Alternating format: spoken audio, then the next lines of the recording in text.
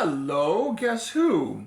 It's been a while. I haven't posted a regular video on my channel since August of last year. There's been work, there's been helping my mom, there's been just general lack of things to talk about in a YouTube video, and so that's why I haven't been around.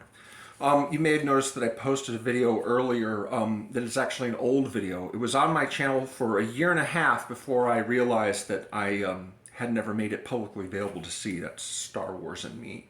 But anyway, it's a new year and I have a new phone, which means I have a new camera to use. And so, since it's the beginning of the year, I thought, what better topic to talk about than the movies I'm looking forward to seeing this year, if they actually come out. It's all kind of up in the air. We just don't know how things will play out. And movie theaters around here generally only play late afternoon and evening, whereas they used to start like 11:30 in the morning playing movies. Yeah, apparently the crowds just aren't as big as they could be, unless you happen to be Spider-Man and Spider-Man and Spider-Man. One movie that's already been delayed. This is the third time I've made this video. The second time was last week, and right before I posted it, I saw an article that the new Mission Impossible movie has been delayed until next July. July of next year. Not it could come out at the end of the year maybe, but no, they're waiting until July of 2023 to release Mission Impossible 7, or Rogue Ghost Fallout Protocol Nation, as I like to call it. It's once again directed by Christopher McQuarrie, but we won't be seeing it for like a year and a half, which is very disappointing because the Mission Impossible movies are great fun. There's only one of the 6 so far that I haven't liked, so I'll be looking forward to seeing that. Don't worry, all you Tom Cruise fans, we are going to probably get a little Tom Cruise this year, so that'll be nice. First, among movies that could come out this year, Apollo and a half and Apollo 10 and a half. This is something that I only just recently learned about. If you look at my CineRam Facebook page, I've posted a couple articles about movies that are coming up that the writers on that site are looking forward to seeing, avclub.com. Richard Linklater is the director of this movie, and apparently it's about kids growing up during the time when, you know, the shuttle launches, not the shuttle launches, but the rocket launches were happening at the beginning of the American space race. Jack Black and Zachary Levi are in this movie. Probably some kid actors who I've never seen before, don't know about Richard Linklater discoveries, I'm sure. So that is due to hopefully come out, and if it does, that will be fun. Next, The Batman. I'm going in alphabetical order here. I don't have them ranked from 10 to 1 or anything like that, because there's more than 10. Now, these days, I'm not looking forward nearly so much to a Batman movie as I have been in the past. I was really excited by the Tim Burton movies and the Christopher Nolan movies, you know. Lately, not so much. However, this particular Batman movie, despite the fact that we've recast Bruce Wayne yet again, has Matt Reeves as the director, and Matt Reeves is the director of one of the very best movies of 2017, War for the Planet of the Apes. Made my top 5 movies that year. He also directed Dawn of the Planet of the Apes, the second movie in the series, and Cloverfield, all of which are movies that I really like. I never did see Let Me In, because it's a remake of a movie that I just thought, well, it can't be better than the original. But Andy Serkis, once again, returns to work with this director. He's playing Alfred. And of course, Robert Pattinson is playing Bruce Wayne. We also have Jeffrey Wright as Gordon, Zoe Kravitz as Catwoman, Colin Farrell as the Penguin, John Turturro as Carmine Falcone, and it looks like the principal villain is the Riddler, played by Paul Dano from There Will Be Blood. As you can see, I've got the index cards back again, and I've got my notes written on the back here so I can refer to them easily while I'm talking. Some of these films are ones that I've actually just learned about. But of course, the Batman's been something that's been, you know, in the offing for a while. And although I wasn't looking forward to it all that much, not only is Matt Reeves an incentive, but also the last trailer, which came out a few weeks ago, is actually pretty darn great. So that's exciting. A good trailer will always get me excited for a film, you know, even if I think it's going to be bad. Next, we have something called Canterbury Glass. I don't know that this is the official title. It's a possible title for the new film from writer-director David O. Russell. He is the guy behind Three Kings and I Love Huckabees and Silver Linings Playbook and American Hustle. And he's an interesting guy, he's an interesting filmmaker, and he usually has really great casts with really good performances in them. Christian Bale, Robert De Niro, and Alessandro Nivola have all worked with him on previous movies, and they're back for this one. In addition to that, deep breath, John David Washington, Margot Robbie, Rami Malek, Zoe Saldana, Mike Myers, Michael Shannon, Timothy Olyphant, Anya Taylor-Joy, Chris Rock, Andrea Riseborough, and Taylor Swift. Apparently they all acted in this movie, so that's interesting. No idea what it's about. No idea, but that's enough to get me interested. Here's another movie that I don't know what it's about, but it's by another filmmaker who I admire very greatly, and that's David Cronenberg, Crimes of the Future. David Cronenberg hasn't had a feature film released since 2014, which was a drama set in Hollywood called Maps of the Stars. John Cusack and Julianne Moore were in that. Mia Wasikowska, I think, as well. I saw it like one time on video. I didn't even see it in the theater. I've seen a lot of Cronenberg's movies in the theater. Some I've liked, some I've not liked as much. One that I really liked, of course, was The Fly, one of the defining films of my teenagehood. And that's a seminal horror movie for me, and just one of the great tragic sci-fi romances that I enjoy so much. I understand that Crimes of the Future is actually the title of a short film that Cronenberg made before he made his first feature, so I don't know if this is an adaptation of that. But Viggo Mortensen, who is in both History of Violence and Eastern Promises, is returning to appear in this one, along with Kristen Stewart, Léa Seydoux, and Scott Speedman, who is on the show Felicity, and he was in 4 Underworld movies. Again, no idea what the story is there, no idea what the plot is, but the talent is definitely eye-catching. Now, of course, I'm a big fan of the Marvel Cinematic Universe, and there's 3 movies due to come out this year from the MCU, and one of those, of course, is Doctor Strange and the Multiverse of Madness. This is set to come out in May. It is directed by Rami Malek? No, Sam Raimi, sorry, excuse me. Sam Raimi, of course, is the director of the 3 Tobey Maguire Spider-Man movies, and this is his first film directing for the MCU itself, which is pretty great.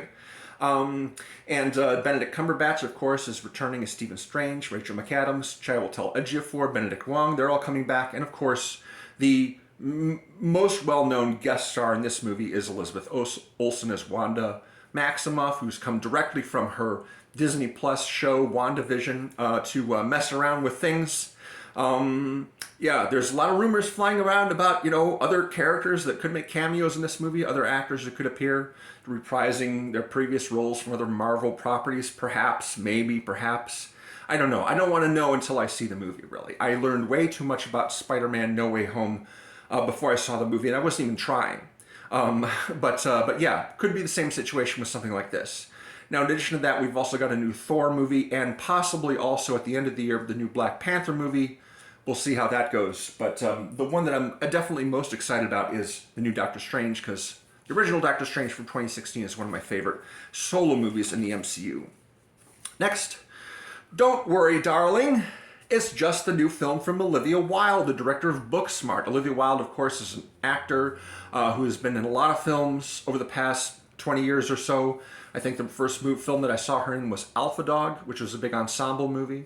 Since then, she's had lead roles in a lot of movies, and then she became a director, and this is her second film as a director. She's also acting in this movie as well, along with the main characters played by Florence Pugh, who plays Yelena in the MCU. And I absolutely love Florence Pugh. She's a terrific actor. She's got an incredible voice that I just love listening to.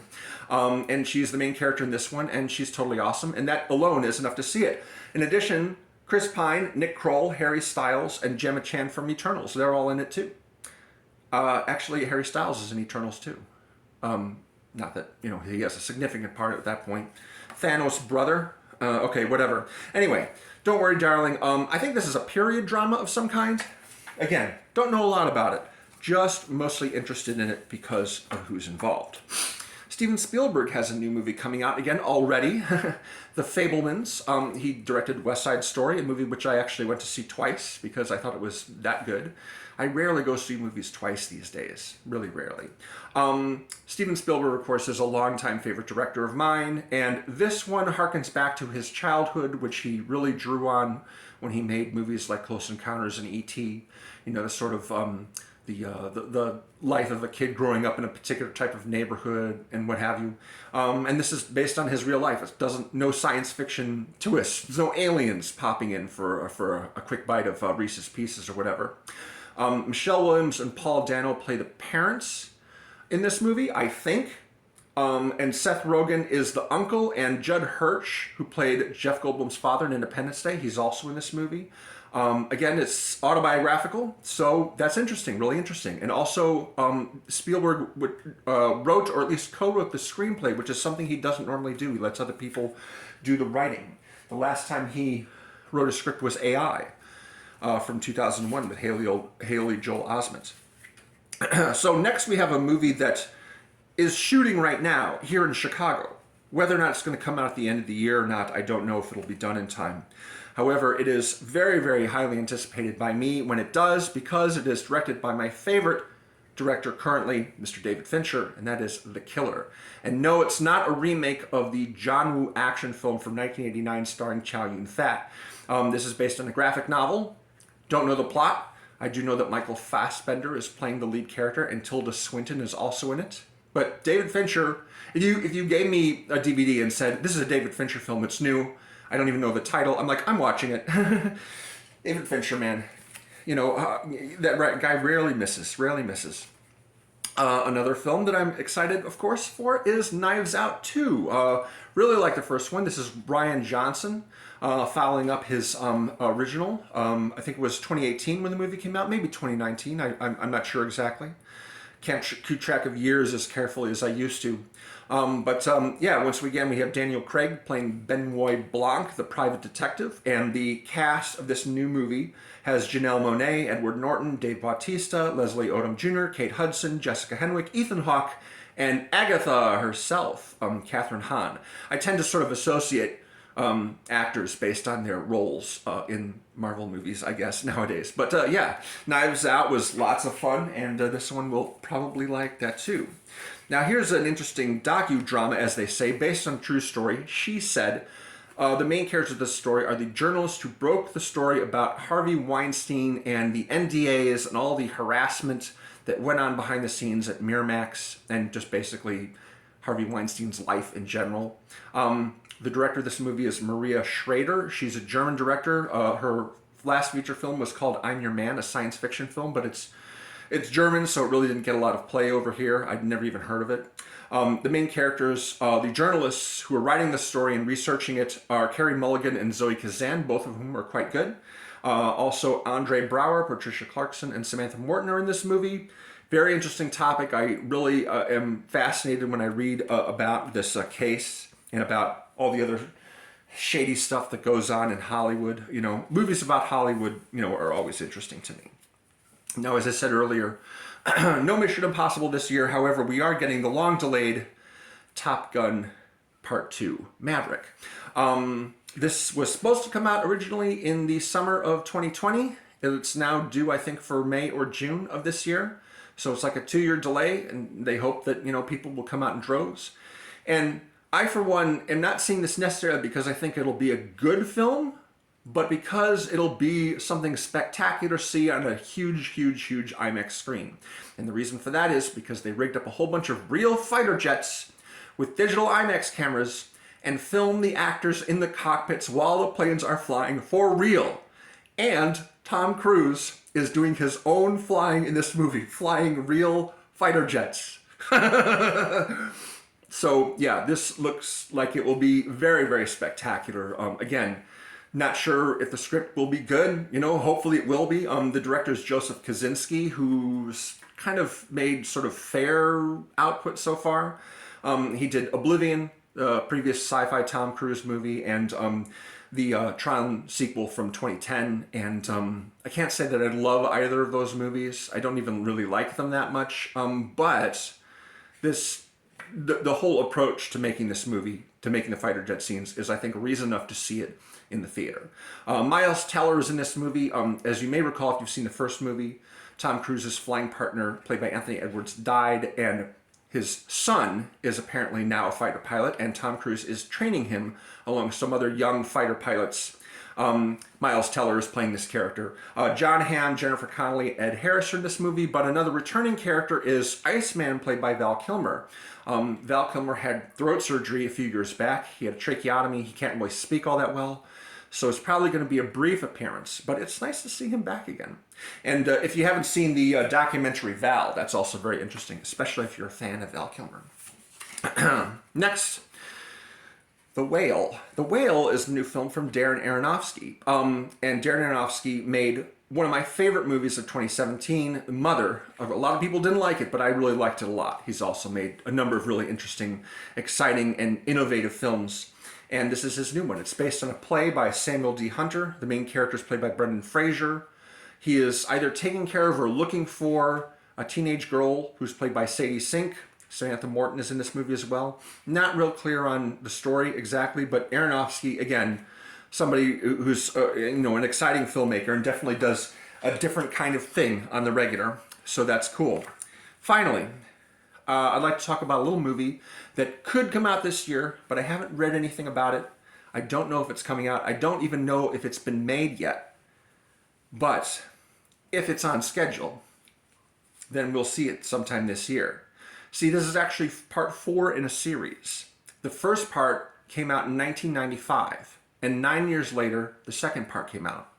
And 9 years after that, the third part came out, and it's now been 9 years since Before Midnight came out in 2013, which means we might get another Before. Written and directed by Richard Linklater, co-screenwritten by Ethan Hawke and Julie Delpy. Ethan Hawke and Julie Delpy again playing Jesse and Celine.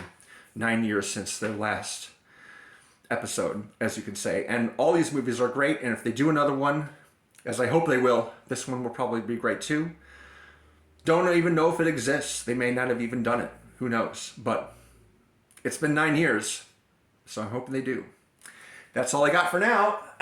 Thanks very much for watching. I'm getting sort of back in the swing of doing YouTube videos, and I want to continue on with my Alfred Hitchcock series, which I kind of abandoned last year. Sorry about that. I'm going to be doing a video. The next one I'm going to be doing is on basically all the Marvel stuff that came out last year as far as the films and the streaming services. Just a brief overview of what I thought of each of them. And then I'll have another video shortly after that on a topic to be announced. Thanks for watching. And if you subscribe me on YouTube, I might show up in your subscription inbox, but in case I don't, you'll find every new video that I make on my CineRam Facebook page, which is linked below. You'll also find those articles that I mentioned earlier. Thank you very much for watching. I'll see you again soon. Later.